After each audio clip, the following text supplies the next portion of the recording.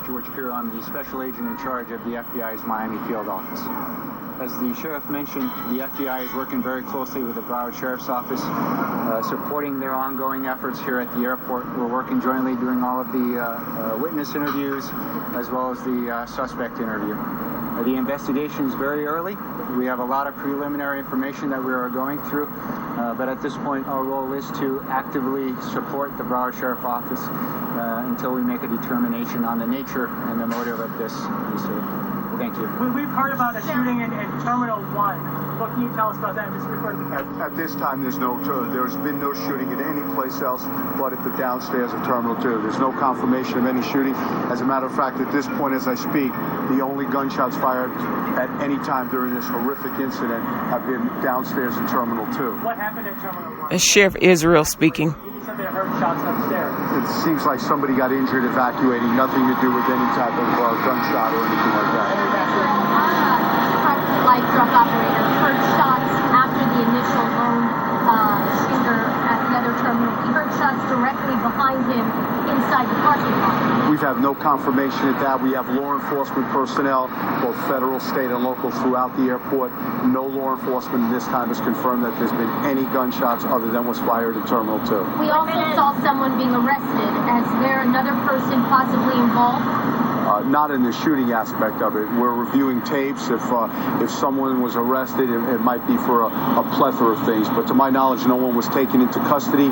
People could have been secured in handcuffs until we found out who they were, what they were, and how they were related or not related to this scenario. So I don't know if they were physically arrested or not, but there's been no color. At the gate? Happened around the baggage area. Any information as to why? One suspect only in custody. We're not releasing any information on that suspect. Yes, sir. Are you able to say what kind of weapon was used in the shooting No. at Terminal 2? No. Was it an automatic? Was it a semi-automatic? We're not going to comment. Was there a struggle while apprehending him? When we apprehended him, the subject was arrested without incident. Any motive? I don't know. Does it appear that the shooter was waiting for somebody to arrive and go to baggage and then ambush them? We're at the very beginning of the investigative stages.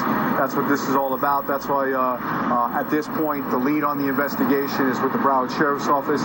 If we do uncover at some time that this was related to any type of terrorist or terrorist activities, then the FBI will have complete incident command of this, and we'll be assisting the FBI as we move forward with the investigation. I want to say this is not the time for anybody to call 911 on this incident. We're all over here.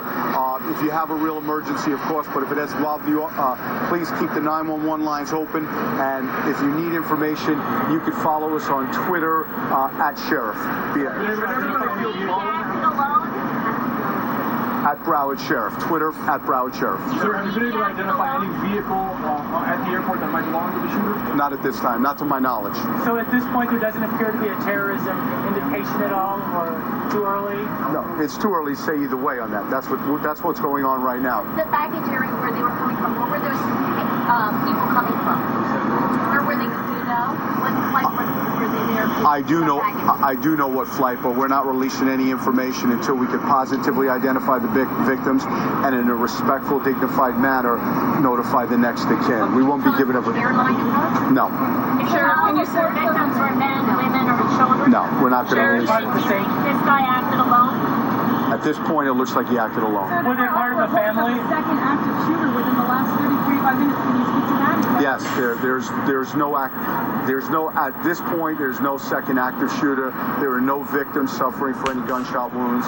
We heard that information as well. It's not confirmed, and right now we're dealing with this incident right here. Can you tell us what was going on in the parking garage that had the agents guns drawn, ready to go in, looking for something? I'm sure they were looking for, clearing parking lots.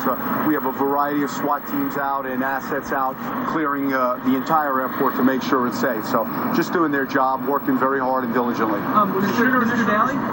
It's Friday afternoon. About how busy was the airport? Is this the busiest it is during the week, given that it's Friday afternoon, sort of the height of tourist season? The airport's always very busy. We're one of the fastest growing airports in the country. Again, the terminals are very full right now. Our passengers are sheltered in place. We'll be working with law enforcement to actually get them released systematically, as the sheriff has indicated, terminal by terminal. to make sure that folks are able to exit safely as they proceed with their clearing duties. Do you have any idea how many people are secured either across the runways, in the terminal, on the plane? Any estimate as to that number? Right now, we actually have everybody in either at the terminals, or we've had some airplanes that have landed, that we still have airplanes with people on board that have landed that have not been brought into the terminal building. It's possible that those airplanes may actually depart and not actually come into the terminal building. But on any given day, we typically handle between 80 and 100,000 passengers coming through the facility. So people who are on planes now may not be able to get off? Is that in your will? That's a possibility that we're working with the airlines that some decisions may be made. That hasn't been confirmed yet that they may actually depart for other cities.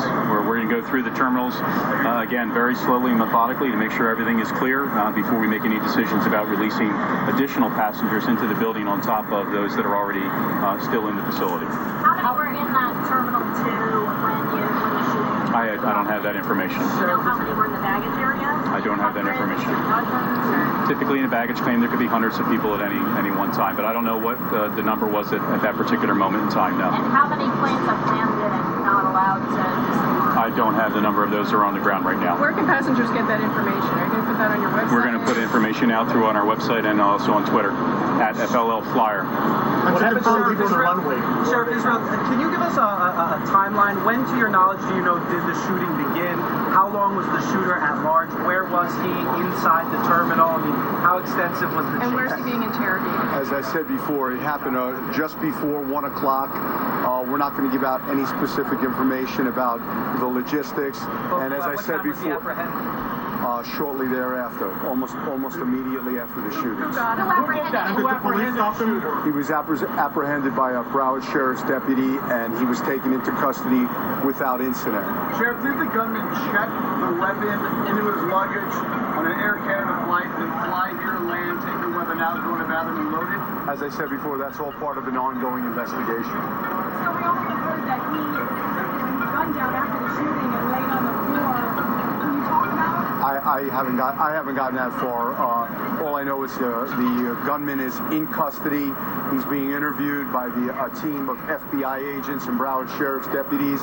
And at the time, once we establish motive and an investigation continues and we find out what that motive is, then myself and Mr. Pirro, the director SAC of the FBI, will make a decision as to who takes the lead on the continuing investigation. Sheriff, did any of your deputies fire their weapons at this parking garage? Is that possibly what we heard? What did we hear? I don't know what you heard, but there's no confirmation of any type of gunshot anywhere but at the time of this horrific incident. Sheriff, can you say if the gunman was a airline passenger or did he come in at the arrivals area? I believe I know that information, but it's not something we're going to release at this time. Can you say where he's being interrogated? Where he is right now? I'm not sure where he's right. Sheriff, if there was no other viable threat, a second threat, why would the airport be closed after the first person was arrested and being interrogated? Why shut down the airport? As I said, we can't say there's no viable threat. We have to clear the airport.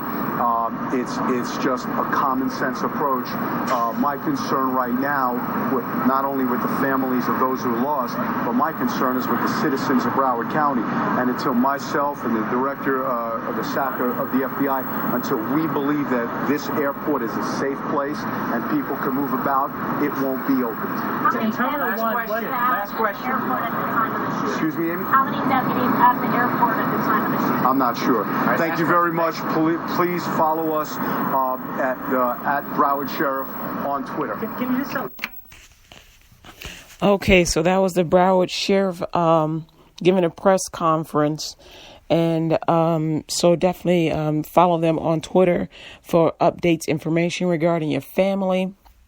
And any questions you have regarding the airport, those hashtags were given for Twitter as well as the airport. So definitely, and keep the police in prayer, as well as the family members of those that were killed and injured. This is Kathy Brooks for LUTG Radio's WKKP Digital Broadcasting, Chicago, Illinois.